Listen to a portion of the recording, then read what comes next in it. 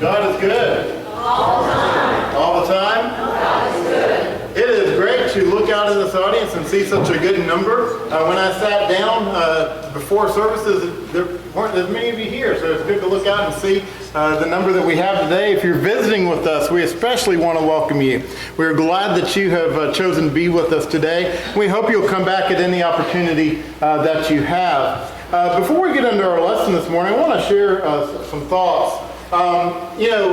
We have been going through this pandemic over the last year and a half or so.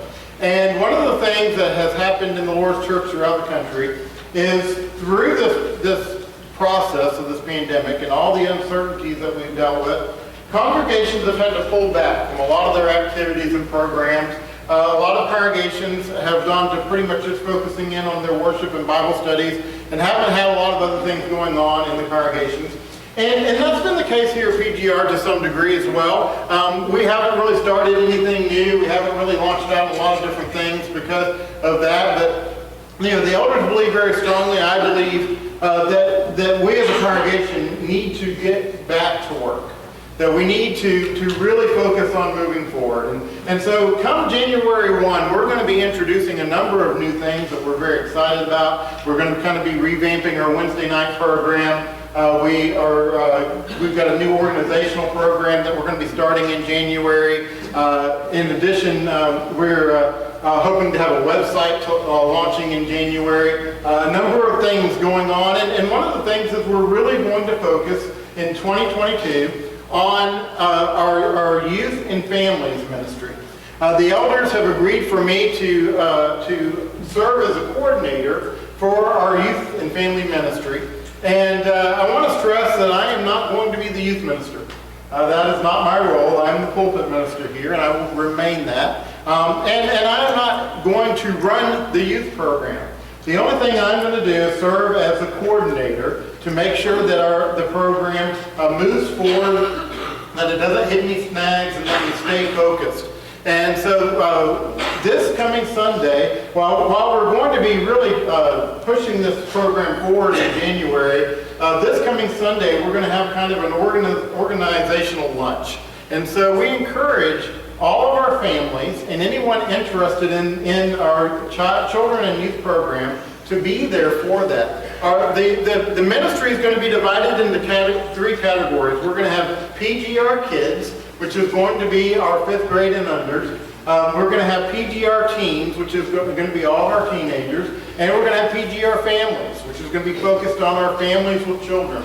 And so we're going to have some programs and things specifically for these categories that we're going to be doing and focusing on. So we encourage you to stay for lunch next Sunday. There is a sign-up list in the foyer for food. If you are willing to bring some food to help with that, there's a sign-up list for that. But the main thing is we want everybody to stay. Anyone who's interested in this ministry to stay and be a part of that lunch Sunday so we can just share some thoughts, some ideas, some plans, and everybody can have some input as we seek to move forward as a congregation. I'm excited about getting everybody back to work and getting going again. And I'm excited about 2022, but I'm equally excited about just the family continuing to move forward as a body starting right now.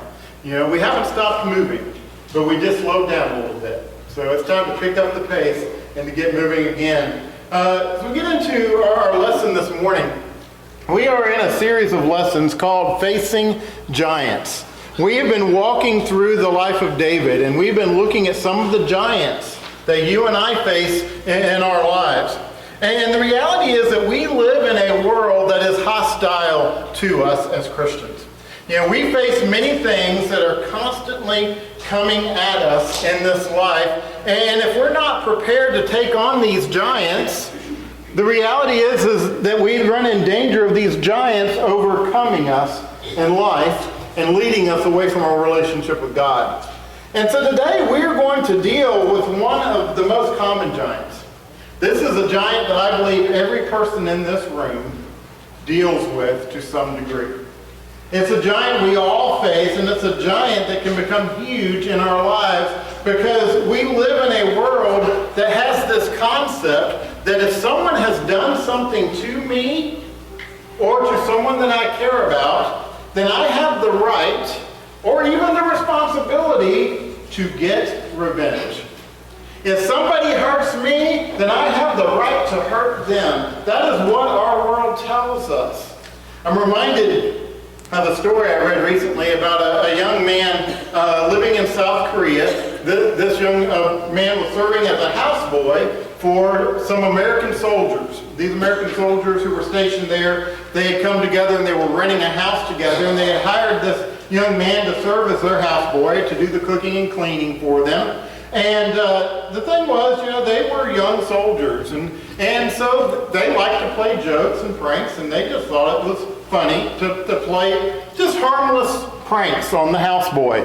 And so they would do things like tie shoelaces together or lock him out of the house, or just, little things like that here and there, and they'd have laughs about it. But over time, they came to realize that this young man wasn't finding the humor in it. That he didn't find it as funny, and so they started feeling bad about it, and they got to talking about it and said, we need to stop doing that. So they called the young man in and they said, listen, we really apologize. We're sorry, we've been playing pranks on you, and we know you don't find them as funny, and we're not going to do them anymore. And the boy got a big smile on his face, and he said, that's great, thank you. Now I can stop spitting in your food. Sometimes our mindset is that we have the right?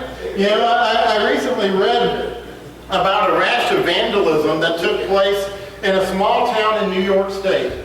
This vandalism took place between the years of 2003 and 2005 for about 2 years. There was a rash of vandalism against former teachers and school officials, retired teachers and school officials. They were having their tires slashed and their windows broken and their houses egged, and the police could not figure it out. They just assumed it was teenagers pulling pranks until they finally were able to catch the culprit. They arrested a 72-year-old retired teacher. And this man had been doing this because 26 years earlier, in 1977, he had received a bad performance review, and he was mad. So now, 26 years later, he's vandalizing a bunch of people's houses to get revenge. You see, we live in a culture that is all about revenge. We live in a culture that says that our job is to get even.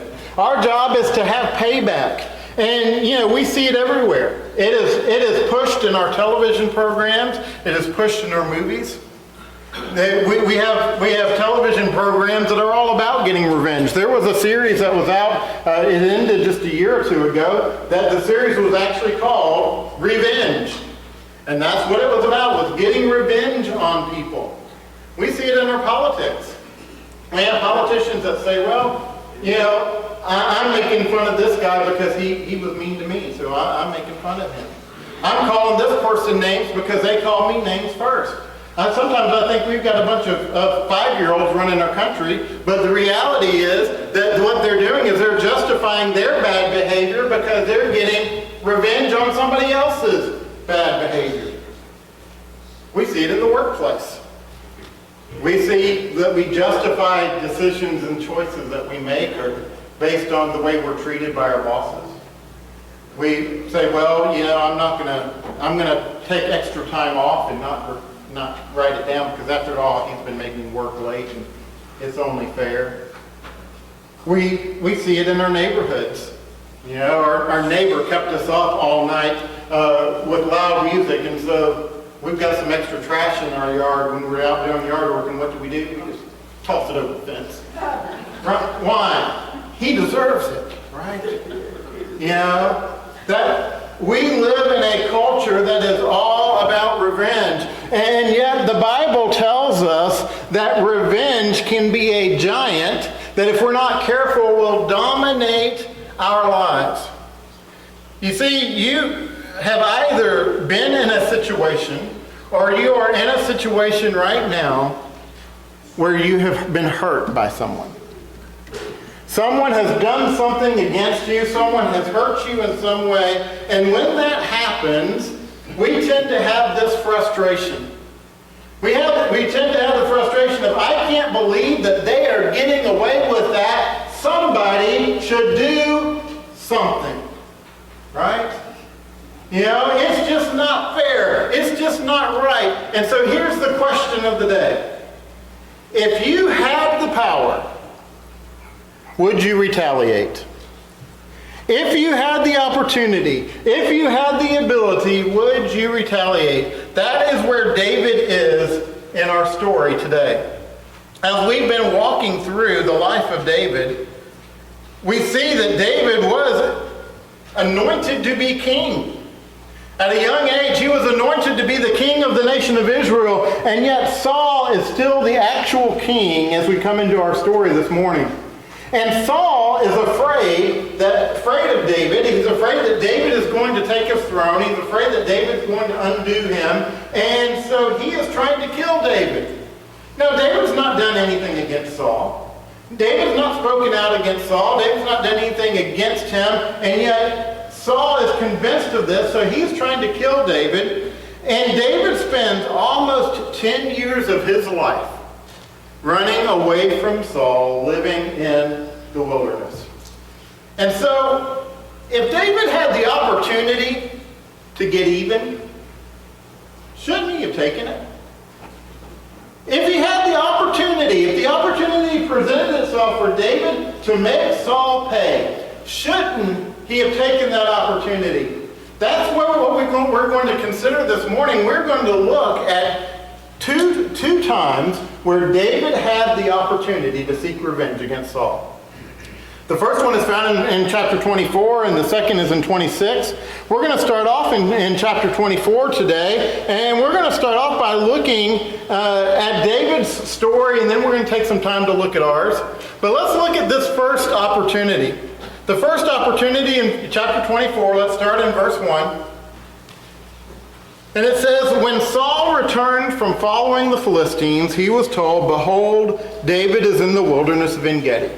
Now remember, David's dwelling in the wilderness, running away from Saul. Saul's trying to chase after David. He finds out that David is in the wilderness of En-Gedi. Now, the wilderness of En-Gedi was just what it sounds like. It was a wilderness. There was not much there. But there was one place, if you needed to survive, in the wilderness of En-Gedi, there was one place you could go, and that was the springs of En-Gedi. The springs of En-Gedi still exist today. If you go on a Holy Land tour, you can go and actually put your feet in the springs of in the water of En-Gedi. And so that is where life was in that area. And so Saul knew that if David was anywhere, he would be there, and he would have him cornered. Verse 2. It says, then Saul took 3,000 chosen men out of all of Israel and went to seek David and his men in front of the wild goats' rocks. So picture this. David, at this point, has about 600 ragtag soldiers. These were not the elite. These were the rejects. Saul had the people, David had the guys that nobody else wanted. The guys that were being sought after for their lives. Some of them had been accused of treason and mutiny. Some of them had been neglected. And so Saul has these 600, David has these 600 soldiers, this ragtag group of people. But then King Saul has 3,000 of the elite soldiers in Israel. The best of the best. These are the Green Beret guys. These are the top soldiers in all of Israel, and Saul's got 3,000 of them were with him now, and he is taking them to corner David. Verse 3.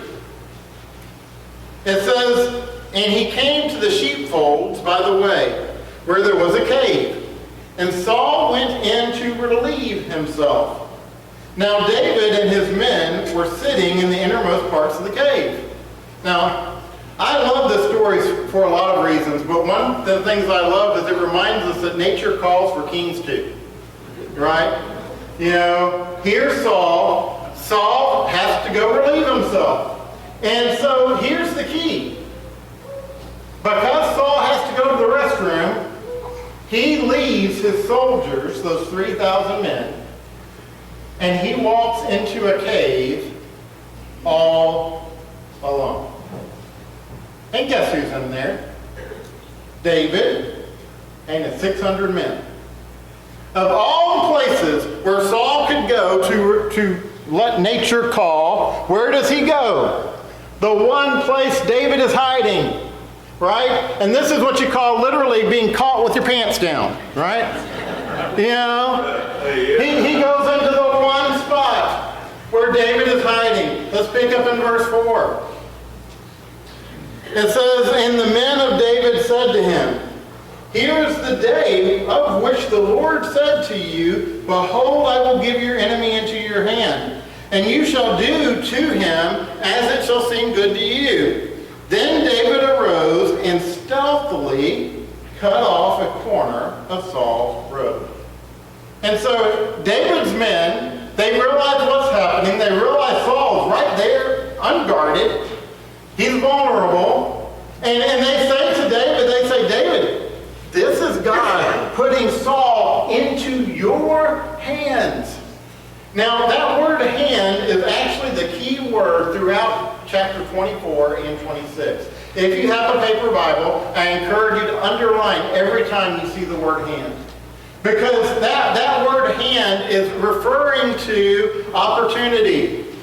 And there's going to be a comparison between David's hands and the opportunity to use his hands for revenge, and leaving revenge to the hand of God. And so here, it starts off with David's men saying, hey man, this is it. Saul is now in the hands of David. But the question is revenge something we should do with our hands? In other words, who has the responsibility for revenge? Your hands or the hand of God? Let's pick up in verse 5. It says, "And afterward David's heart struck him because he had cut off the corner of Saul's robe. He said to his men, The Lord forbid that I should do this thing to my Lord, the Lord's anointed, to put out my hand against him, seeing he is the Lord's anointed. So David persuaded his men with these words and did not permit them to attack Saul. And Saul rose up and left the cave and went on his way." Now every one of David's men are saying, David, this is God's will. And David says, no, it's not. He says that Saul is the Lord's anointed, and he is not going to take this into his own hands. You see, these guys are just like our friends, our co-workers, our family today. They cared about David. They loved David. They wanted what was best for David. And they see an opportunity for David to get payback. How many times have you had friends or family or co-workers say, hey, you deserve it. You know, you deserve it. Get revenge. Get payback. Just get what's coming to you. Well, that's what David's soldiers were doing here. And David says, no, this is not for me to put into my hands. Verse 8. It says, afterward, David arose and went out of the cave and called after Saul, "My lord the king." And when Saul looked behind him, David bowed with his face to the earth and paid homage. And David said to Saul, "Why do you listen to the words of men who say, 'Behold, David seeks you harm'? Behold, this day your eyes have seen how the Lord gave you today into my hand in the cave. And some told me to kill you, but I spared you. I said, I will not put out my hand against my Lord, for he is the Lord's anointed. See, my father, see the corner of your robe in my hand. For by the fact that I cut off the corner of your robe and did not kill you, you may know and see that there is no wrong or treason in my hands.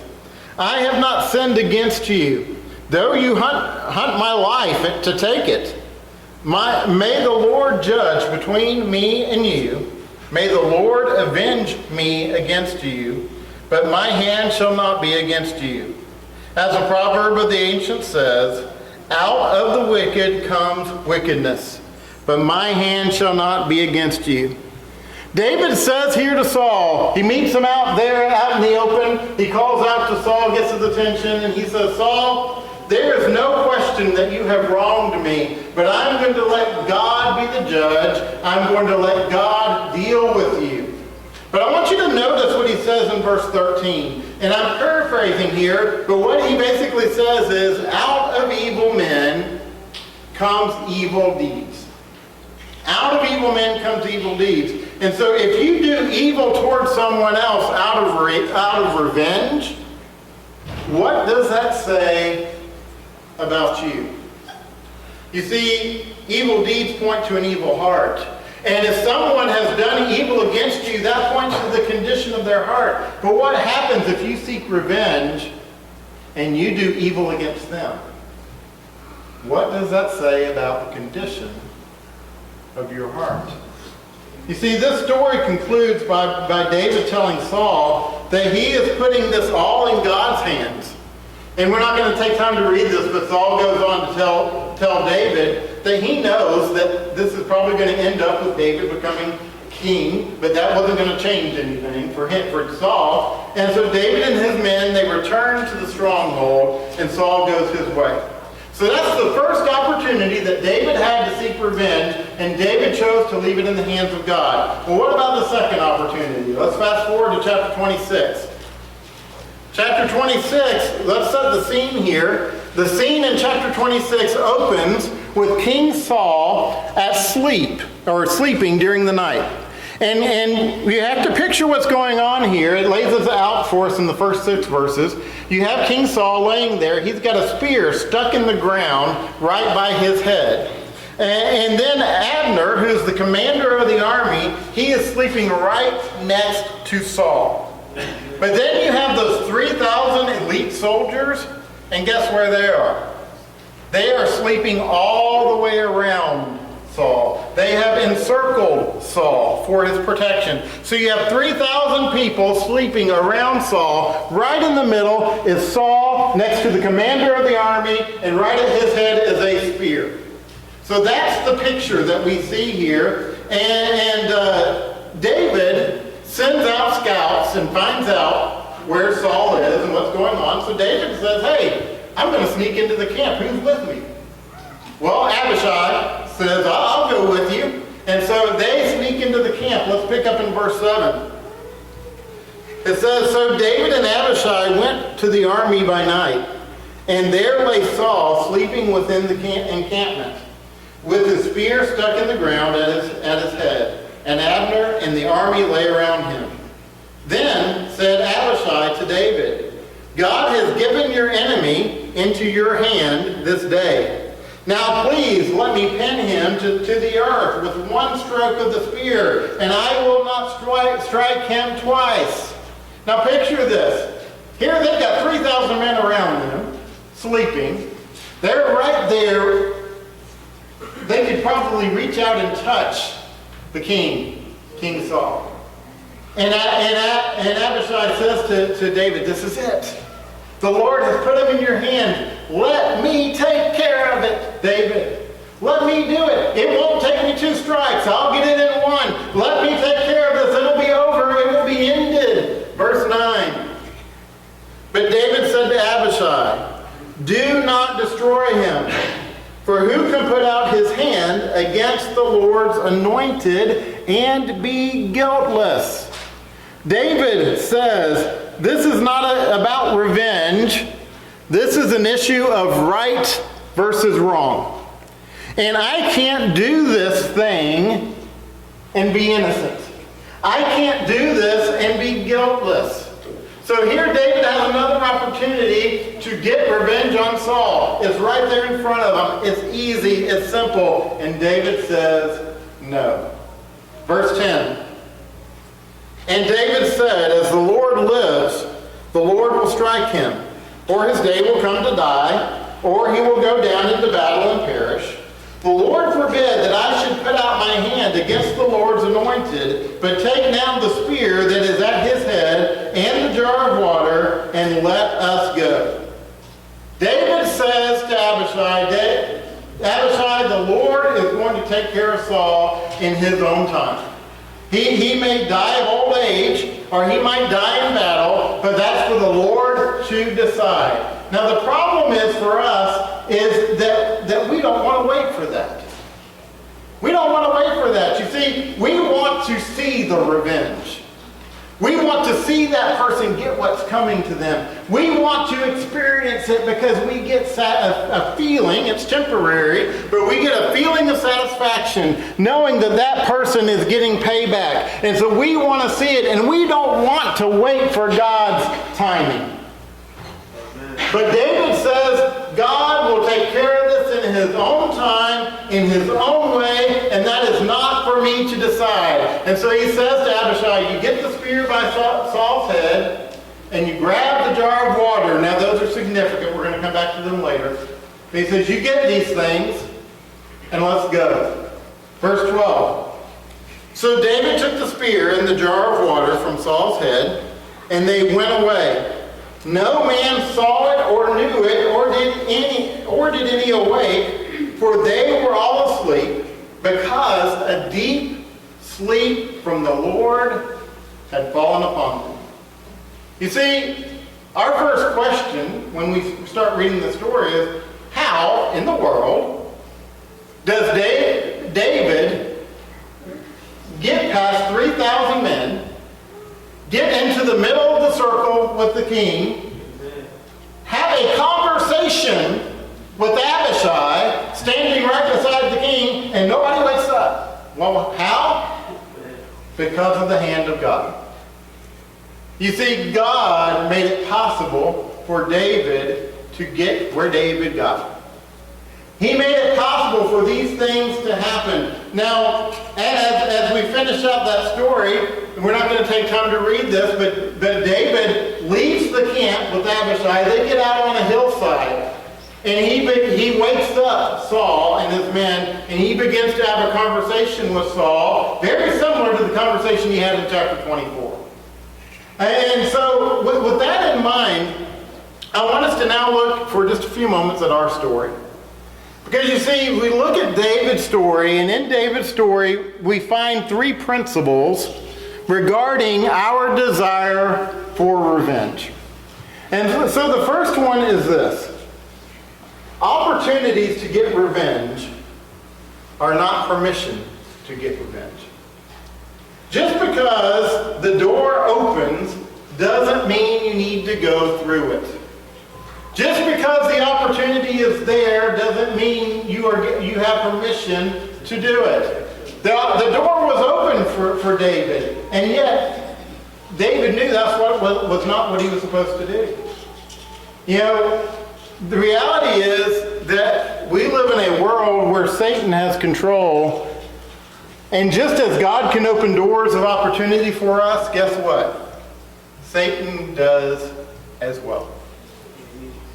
And Satan will open doors of opportunity just hoping that we will take revenge. And so just because a door is opened, just because the opportunity has come and presented itself, doesn't mean that it is the will of God. And so when we operate in a world of revenge, like Saul did, then we see opportunities as permission. One of the things Saul asked David both times is, David, why didn't you just do it? You had the chance. You had the opportunity. For Saul, it made no sense that David would let him go. But you see, Saul was operating in a world of revenge. But David was operating in a different world. David was operating in a world where he had a relationship with God. And when we operate in a relationship with God, we see opportunities as a reminder of God's protection and of the fact that God is in control. In chapter 24, Saul is there in the cave. He is completely vulnerable. So much so that David's able to sneak up and literally cut off a piece of his clothing. And then in chapter 26, Saul is surrounded by protection, and yet, because of God, he is completely vulnerable. And God is telling David in both of these cases, when I want to deal with Saul, guess what? I can. And I will.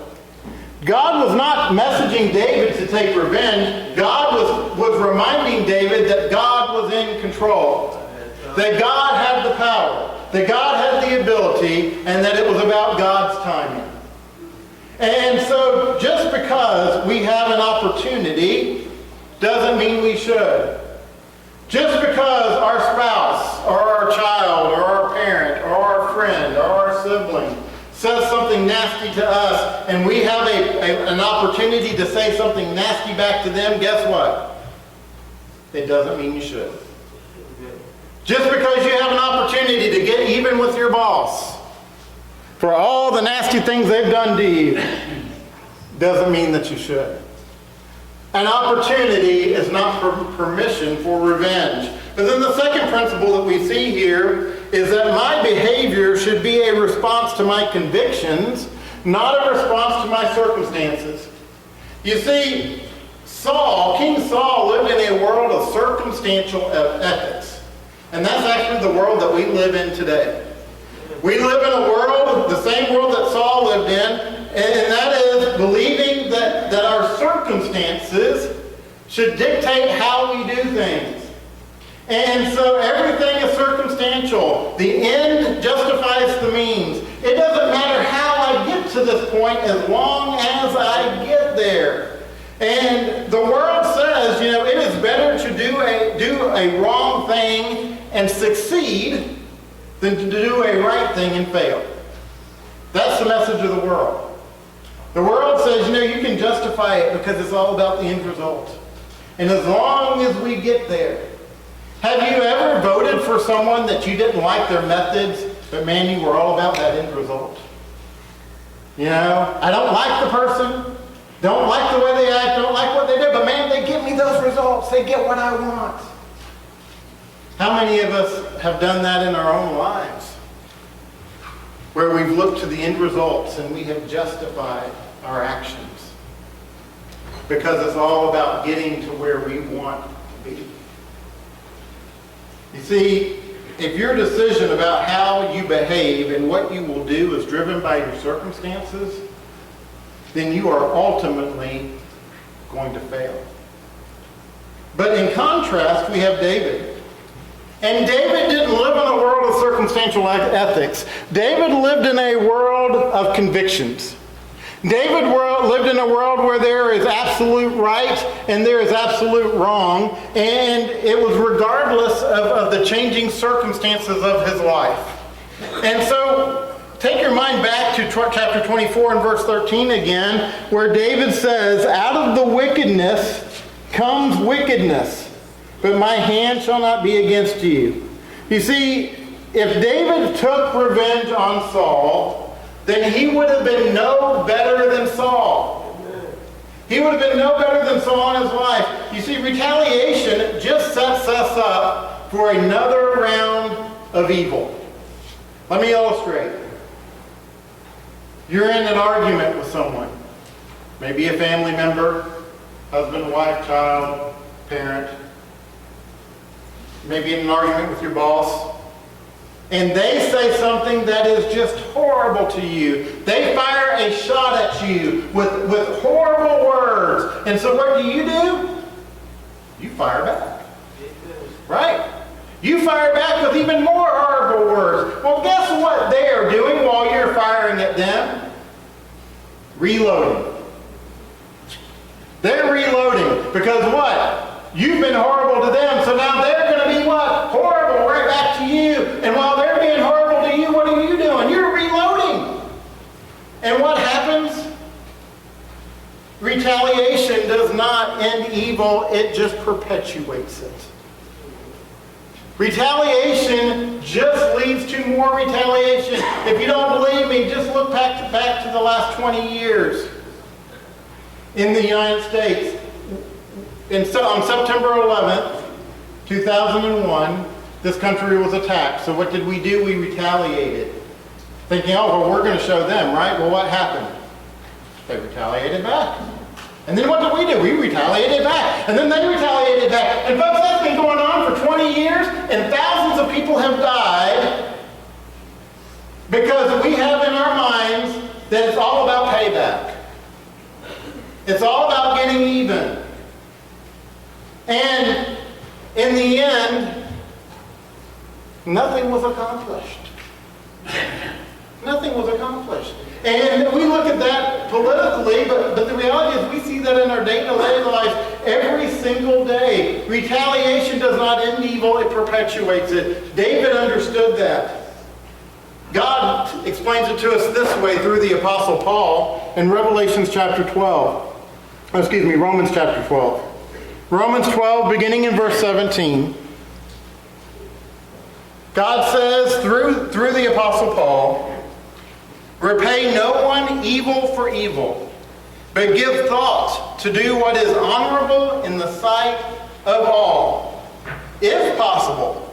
So as far as it depends on you, live peaceably with all. Beloved, never avenge yourselves, but leave it to the wrath of God, for it is written, vengeance is mine, I will repay, says the Lord. Now look at what God is saying here through Paul. First of all, he says, do not seek revenge, but instead do what is good, what is best for everyone. And as much as you have control, because we don't control what other people do, but as much as we have control, live at peace with others. And then notice in verse 19, he says, beloved, and then there's a very important word. And again, if you have a paper Bible, I encourage you to underline this word. It is the word never. What does that word leave room for? Absolutely nothing. Never means what? Never. There's no time when it is okay. He says, never avenge yourself, but you leave it to God. Now let's read on, picking up in verse 20. He says, to the contrary, if your enemy is hungry, feed him. If he is thirsty, give him something to drink. For by so doing, you will heap burning of coals on his head. Do not be overcome by evil, but overcome evil with good. I'll share a little personal story with you. This week I was working on this lesson. And I'm just like you. I struggle with this subject. This is a giant for me. And so I had been working on this, and I had been poring over Romans 12. And then I had to go to Walmart to pick something up, and somebody cut me off in the parking lot and then made it out like it was my fault, and they honked at me and they shot me a bird. And then they went and parked and they went into Walmart. Well, there were a lot of thoughts that went through my head. I'll just be honest with you. And I thought about a lot of things I would have liked to have done. But what I did is I prayed about it. And I went into Walmart. I bought an I'm Thinking of You card. I bought a gift card to Panera Bread. I stuck it in there and I just wrote on that card, I said, you caught my attention today, and I just wanted you to know I'm thinking about you and praying for you. Have a blessed day. And I stuck it on that card. Now, I'm not saying that to lift myself up, because I'll tell you, if I had done what I had wanted to do, would have been very different. But the reality is, folks, God is very plain. He is very plain. There's no room here for any justification. There's no any room here for saying, oh, but what in this case? What about that case? He says, never avenge yourselves. And then he says, instead, do the opposite. Just love them. Just love them. You see, when we justify evil deeds, what we are doing is actually becoming what we hate. If I had avenged myself in that situation, I would have been no better than that person. And so our call is to recognize that our behavior is a response to our convictions and not to our circumstances. Which leads us to the last point this morning, and that is that we need to remember that forgiveness is life and revenge is death. I want us to go back for just a moment to chapter 26 of 1 Samuel, verses 23 and 24. This is Saul's response, or this is David's response to Saul. Remember, he left the camp with Abishai. They're standing over on the hillside, and he's hollering over to Saul. And this is what he says. Let me bring it up there. He says, "The Lord rewards every man for his righteousness and his faithfulness. For the Lord gave you into my hand today, and I will not put out my hand against the Lord's anointed. Behold, as your life was precious this day in my sight, so may my life be precious in the sight of the Lord, and may he deliver me out of all tribulation." Now David says to Saul, "Saul, I could have taken your life. I could have sought revenge. But instead I'm going to give you life." But then he does an interesting thing. As you read on there, what you find is, remember, he has that spear, the spear that was by Saul's head, and he has that pitcher of water. Well, that spear symbolized death. And guess what he does with that spear? He leaves it for Saul. He says, "Saul, you can have the spear back. You can have death." But that pitcher of water that he took that was beside Saul, what did water represent in Scripture? Life. And David says, "I'm going to take life. You can have death, but I'm going to take life." And he leaves the sword or the spear, but he takes the water and returns to the stronghold. You see, David recognized that forgiveness brings life, and revenge leads to death.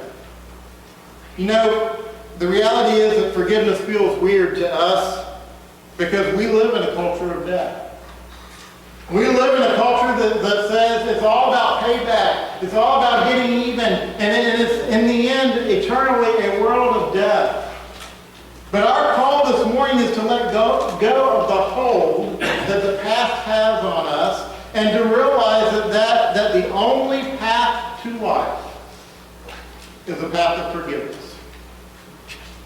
You see, our opportunity for life is because God chose forgiveness over revenge. You see, God looked down on us and he wanted relationship with us. And the only path to relationship was to give us a path to forgiveness. And so Jesus Christ died on the cross so that we don't have to receive God's vengeance. But instead, we can receive his forgiveness. You see, we have life today because of forgiveness, not because of revenge. And our call is to choose life. And our call is to not only choose life for ourselves, but to choose life for others. And so, we do that by forgiving. Don't get trapped by the giant of revenge. It will kill you every single time. But instead, choose forgiveness. Choose life. If you're subject to invitation this morning, we invite you to come. We stand. Let's just sing.